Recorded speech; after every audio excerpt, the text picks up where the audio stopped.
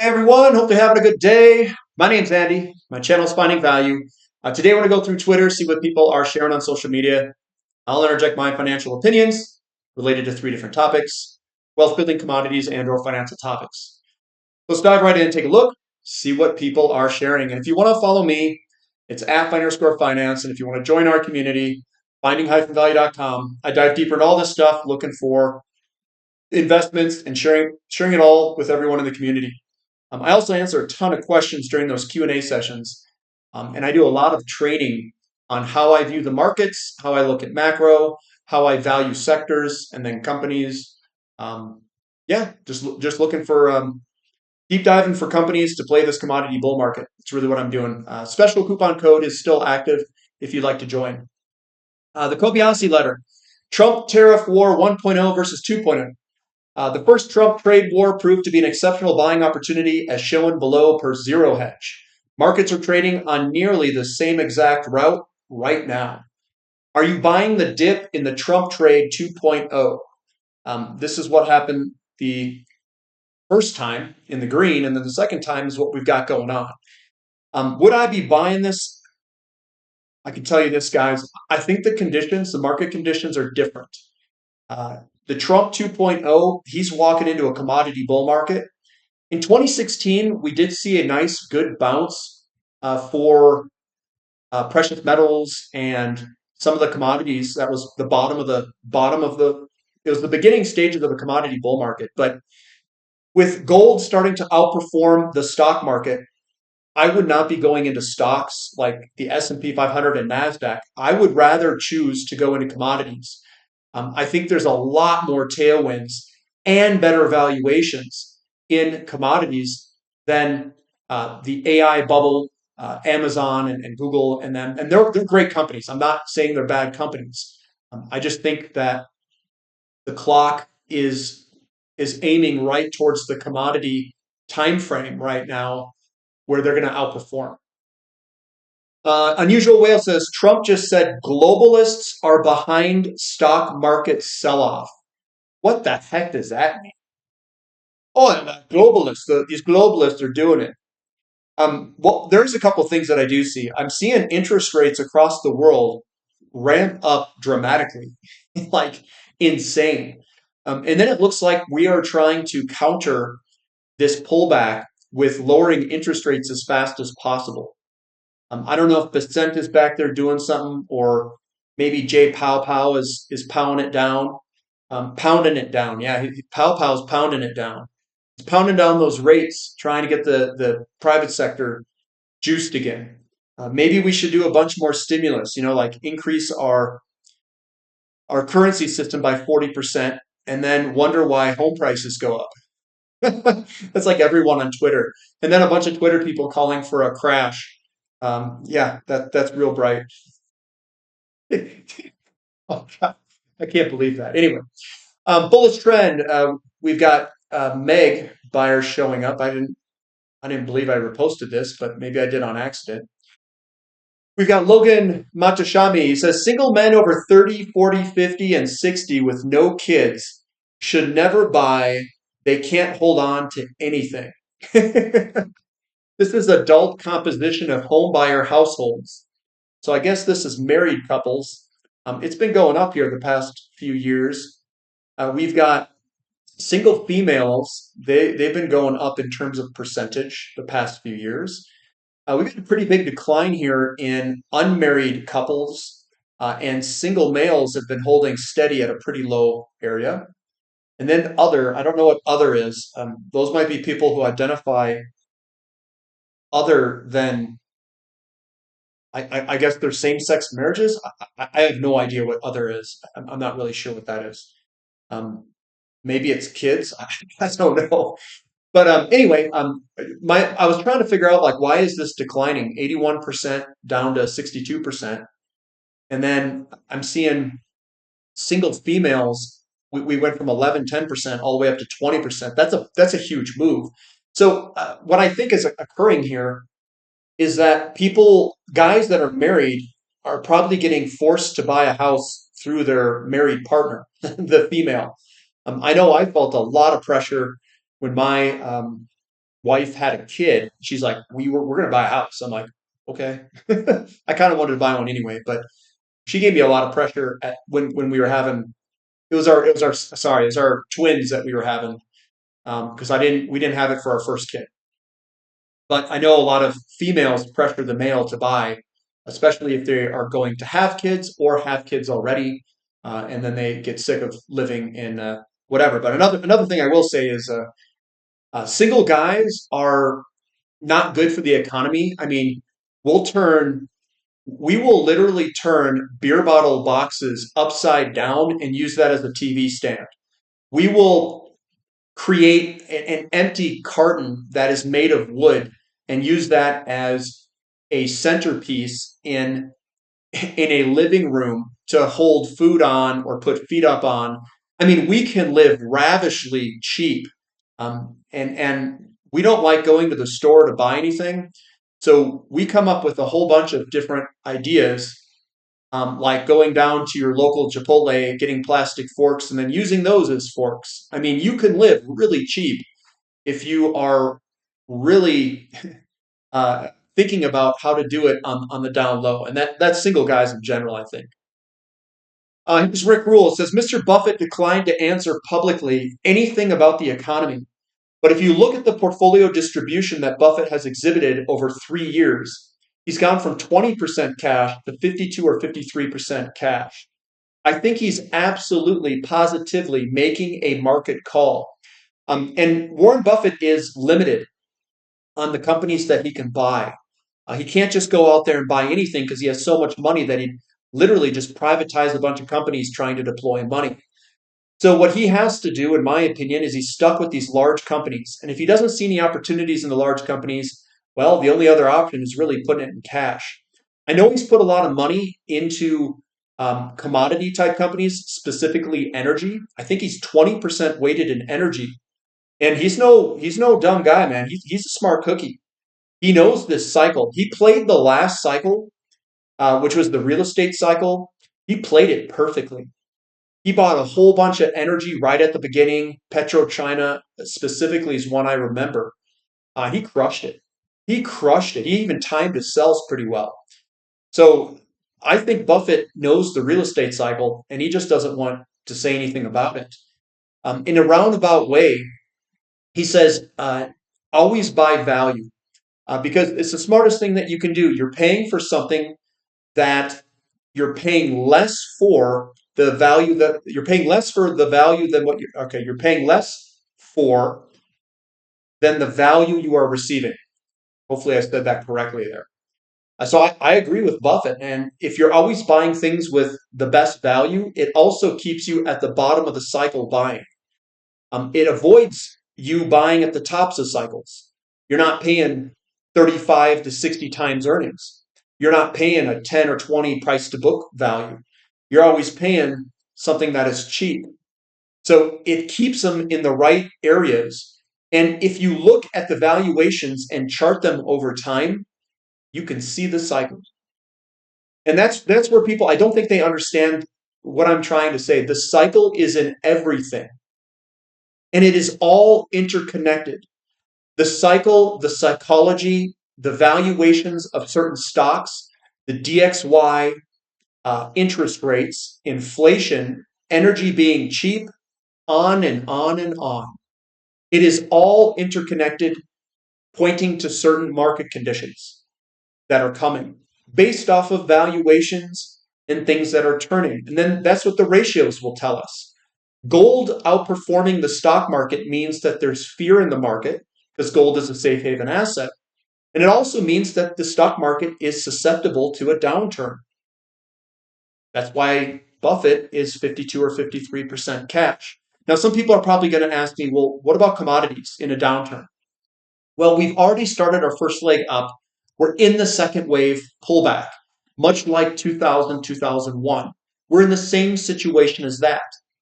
And we can get dragged lower for a period of time by the overall markets selling off, but that doesn't necessarily mean that we will go down very much. And what I mean by down very much, some of these things are incredibly volatile to begin with. A normal pullback in a commodity equity company could be 30, 40, 50%. And that is in a bull market, and that is normal. So what I mean is, I don't think we're going to get anything more than that type of normal pullback. And I know that's gut-wrenching, sickening to think of a 50% pullback being normal in a gigantic bull market, which is a cyclical move in a secular bull market. But that's what happens.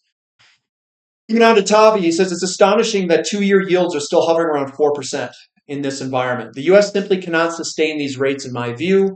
One way or another, whether through policy intervention or market forces, the entire yield curve must come down, especially shorter duration rates. To reiterate, this is a key reason why I believe the US dollar remains historically overvalued. It's where the US 2-year yield sits. Is it going to come down? I don't know. That's a prediction, and I don't know. I'm getting off the prediction deal here, but it very well could go lower. They're going to need a recession to get this lower, I think. I don't think it will do it organically, or they can get in there and start buying. I'm not sure if they're going to do that or not. Cuppy says if they really want to destroy the Iranian economy, they should add and remove tariffs every hour like they're doing here. You know, I made a comment about that to my mom. I was on the phone and she was talking about Trump and the economy, and I made the same comment that Cuppy did like a couple days ago. I said, you don't want to run a large economy turning on and off tariffs every other second. I was like, if you want to run a company or a country, you want to have a strategic plan. You want to basically describe what you're going to do and then put it out there and say, this is our plan. And then everybody work to this plan, and this is what's going to come. What people can do is they can plan to that plan. What he's doing, I mean, he's just throwing crap left and right. He is causing so much volatility. It's ridiculous. So I don't know what the heck he's trying to do right now. I don't know why he's flipping back and flipping off, flipping in, flipping off. This is on, this is off. We're going to take this one on and switch this. I don't know what the heck's going on. It sounds like he hasn't really sat down and thought about what exactly he's trying to do with these tariffs, or maybe flipping them back and forth is the plan. I don't know. Kind of weird. What an absolute clown show. It's not even funny anymore. Trump rolls back tariffs on Mexico for USMCA goods, unsure if other tariffs will stick. Art of the deal. Yeah, I don't know what's going on. Charlie Munger says patience and aggressive opportunism is what is needed. It's an odd combination, but it's what works best. And I am trying and forming myself to be a student of the market and changing the way that I invest that maximizes my patience. And when things get cheap, I'm going to get in there and buy and be aggressive when things are cheap. I don't think people can predict prices, and that's not how I operate. The way I operate is the time to buy is when the value and the risk reward is the best. It doesn't mean that it will turn immediately. I'm not necessarily trying to time the market for immediate gains. Immediate gains can come, and sometimes they can grind for a little while before heading higher. I bought the bottom, or I think I've bought the bottom in a bunch of different sectors. 2020 was oil and uranium. I bought a lot of the bottom in the precious metals stocks. But every single time almost, not all the time, but almost a lot of the time, they'll still be down for a good 6 months to a year before they head up. So I buy and accumulate in that 6 month to 1 year window when things are really cheap.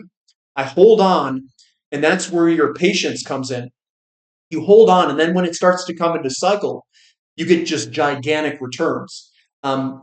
We have a couple of instances that we've gone up well over 100% off our bottoms here just recently, but it takes time. And what a lot of people lack is patience. And the very strategy that I am deploying is taking advantage of the lack of patience of others. And that's my strategy is the exact opposite of how everyone else operates.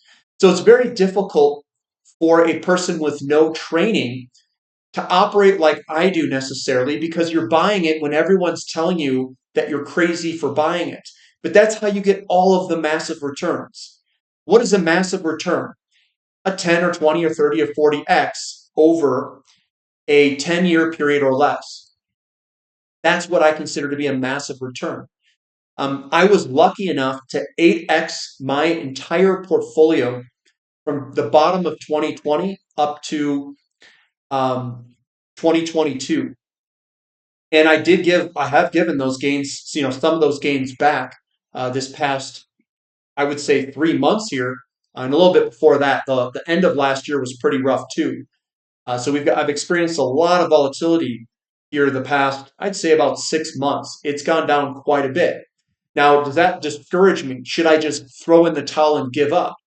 No, we're in a bull market, and we can see that by higher highs and higher lows. We can see that the market is turning with gold versus the S&P 500, gold versus the NASDAQ ratio, all those different ratios. We're seeing super low ratios in oil. This is where the opportunities are. It's when people get fearful and they start to disbelieve the commodity bull market, and you can load back up again before wave 3 comes. Wave 3 is Elliott wave. I believe that we are still putting in wave 2. And what's happening is the market could even bring us down a little bit lower as the S&P and the NASDAQ roll over here. Am I 100% sure that they're going to roll over? I'm not. But we can still get a bull market if commodities outperform the NASDAQ and the S&P and all that other stuff. That's where we want to be. I also find it incredibly difficult to buy a bunch of overvalued assets. So if you were to eliminate the overvalued assets, so you take out the NASDAQ, you take out the S&P 500, you take out all the expensive items, well, what are you left with? You're left with all the stuff that I'm in, the cheap stuff. So just because something hasn't performed in the past 8 to 10 years doesn't mean it can't perform incredibly well. Since the 2020 bottom, I have massively outperformed the S&P 500 from that bottom of 2020. It was the bottom of the commodity bull market. And those oil companies and some of the uranium companies, they have outperformed a lot of the stocks that people think haven't done all that well. Some of them are between 10 and 20 times my money right this second. They went up to 40 times my money at the peak there in 2022, some of the companies. And right now, they had a big pullback. So now, I'm up on some of them there, and I'm down in other positions that I've newly put on. I'm not perfect, but I'm going to continue to add, and I think we're in the middle of a big bull market, secular bull market, and a lot of people are struggling to see that. This is a study at Cornell University about markets and platinum. So platinum to gold ratio, or the gold to platinum ratio, they kind of mix it up that way. It says, hint, a commodity bull market's platinum outperforms gold because of the inflation. So this is looking backwards. The market bottomed in 2009 and 2010. Gold has outperformed platinum the entire time. That is favorable for equities. What this is telling us is the market condition that we are in. That is the recovery phase of real estate cycle. In 2019, 2020, we started to just go into an expansionary phase. And now, as interest rates continue to go higher, it is going to change this dynamic, in my opinion. So consider an academic study by this guy, a former finance professor at Cornell, and Meta Killick, an assistant professor of finance and business economics at USC. They found that the gold to platinum ratio is a good stock market predictor. A falling ratio is bad news for equities, while a rising ratio is bullish. And I have a feeling that the stock market peaking and turning over, the gold to S&P 500, gold to NASDAQ ratio outperforming, you're going to see inflation. That's also baked into the cake for interest rates, and it's also baked into the cake for the deficit problem that the U.S. government has. So I think that this is going to be a bottom here, and platinum is going to outperform gold because of the market conditions that are going to be subjected to the human herd. I don't use technical analysis to make my decisions. I use the fundamentals and history and the ratios and what I've learned about the ratios to make my entry points at ridiculous price levels. So I've been buying it down in this ridiculous area for platinum. Another thing that I look at is the cost curve. The cost curve is $1,100. We are underneath the cost curve. All of my purchases have been underneath $1,100. Some of them in the $600, $700, $800 range. So I have a low basis, and the market condition is coming. This market condition swings during an expansion phase of real estate. And guess what we're in? An expansion phase of real estate. An expansion phase of real estate is inflationary, and it also increases interest rates. Check, check, and check. And if they lower interest rates, it's going to push more inflation into the system, just like all the other expansionary phases. This is long commodities, short long-term bonds as inflation rises. Platinum is more inflation sensitive than gold. And if we go into an inflationary environment, what do you think is going to happen to this platinum to gold ratio? Platinum goes up more than gold. Your ratio will then go up. And I said, please don't comment about the 1970s as gold went to being freely traded. It was a little bit different market dynamic in the early 70s when they were holding gold down, and then they let it freely trade and went to a more fairly valued price. This is your platinum to silver ratio. I hear a lot of people talk about silver being the most undervalued commodity in the world.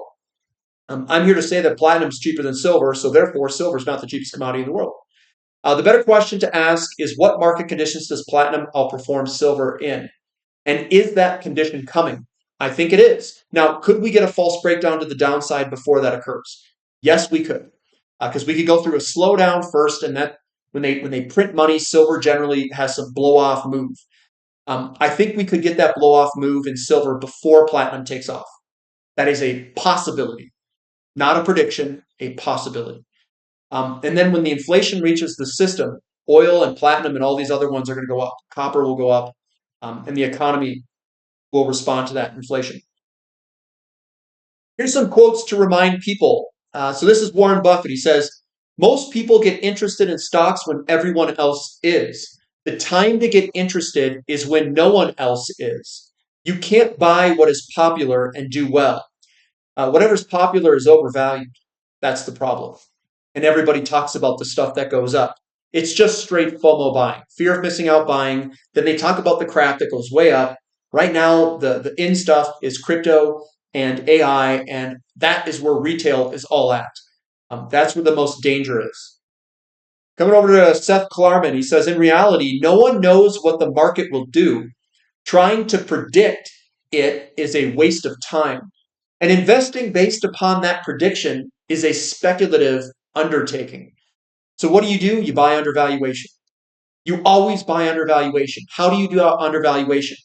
Ratios, and then you look at financial metrics of some of the companies. Now, the companies could or could not have good metrics because of the downside in the commodity being so bad. So you kind of have to be experienced when going through some of this. And this is Jason. He says, the stock market is a device for transferring money from the impulsive to the patient, from the overreacting to the disciplined. Because you're going to be buying from the overreacting if you're a disciplined buyer out there. I'm getting really good at this. This is where you make your money on the buy.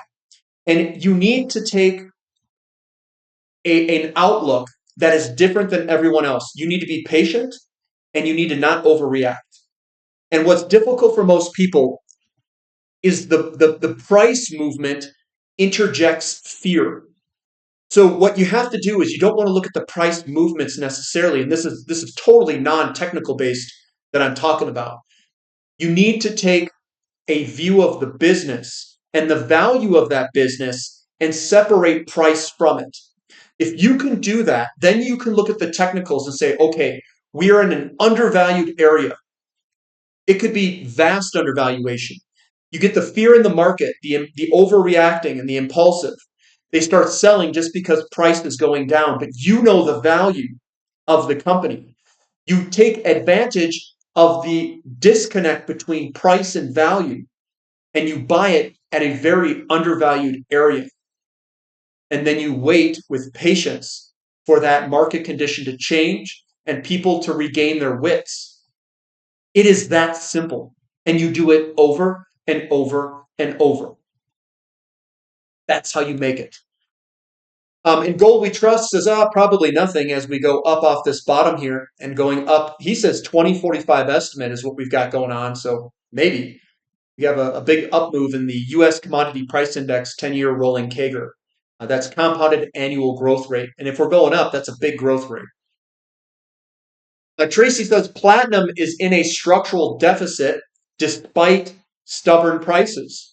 So the global platinum market is in a structural deficit as global mine supply tightens and recycled metal supply falls. According to the latest quarterly report from the World Platinum Investment Council, the industry body reported that the platinum market was in a deficit of nearly 1 million ounces in 2024. The entire production, just so you guys know, is about 6 million ounces.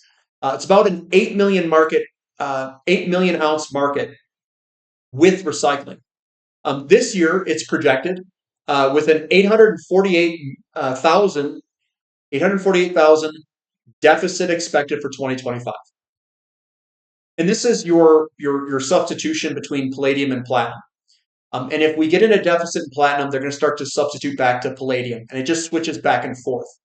The deficit will eventually hit both metals, and it will be absolutely epic out in the future. So I expect all platinum group metals, probably 10, 15 years from now, to be pretty epic. And some people say, well, we're going to be making less catalytic converters. I don't know that's 100% true. And number two, platinum is used, and you could use palladium too to some degree, for fuel cells and all these other things. Ammonium, there's a whole bunch of other things that are coming. So economic hardship withdrawals, the share of 401k participants taking early withdrawals due to economic hardship, it is increasing. Now, I also know a bunch of people that have taken money out of their 401k. And in every single instance that I can recollect, which is like 5 instances, every single one of them had nothing to do with an economic hardship. So I'm not sure how they're doing this. I know a lot of people that have just taken money out because they wanted to do other things with that money. And it was not economic hardship in every single instance. Holding stocks is very risky in the short term. Holding cash is very risky in the long term. And that's what you're trying to balance. Howard Marks says, being too far ahead of your time is indistinguishable from being wrong. And some people say, well, you're definitely wrong if you're a little bit early. I will say this. If you have a lot of money, and it's not me, I'm not stating myself, but if you have a lot of money, you have to be early because you have to use the selling volume to take a position. You can't buy into strength because you'll create too much strength. There's not enough sellers.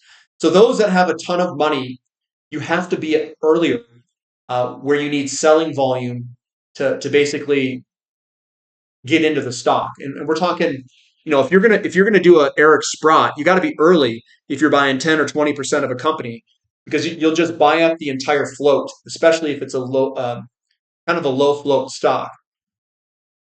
A huge wave of U.S. LNG is coming. Global LNG export capacity will grow by a record 50% through 2030. I don't know what this bald eagle. America, more than half of that will come from the U.S., further cementing the country as the world's top LNG exporter. Look at this move coming up here, guys. We got it going on. We got it. What movie is that from? We got it going on. He makes that noise. What movie is that? If you guys can guess that movie, oh man, that you are really, really good. The guy's in the back. It's towards the end of the movie, and he goes, "I got it going on. I got it going on." What movie?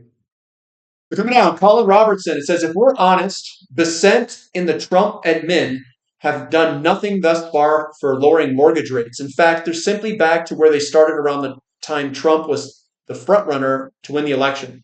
Well, what he doesn't understand is that they don't control interest rates. The market does. It's the 10-year yield. The 10-year yield, they don't have as much say on that. So the only thing that they can do is, I guess, talk about tariffs and stuff, and then try to get us into a recession. They can engineer a recession, and yields could drop because of that. Maybe. That's about all they can do. Inflation is surging. U.S. consumers believe inflation will rise to 6% over the next 6 months, the highest since May of 2023. This marks the third consecutive monthly increase in expectations, according to the Conference Board survey.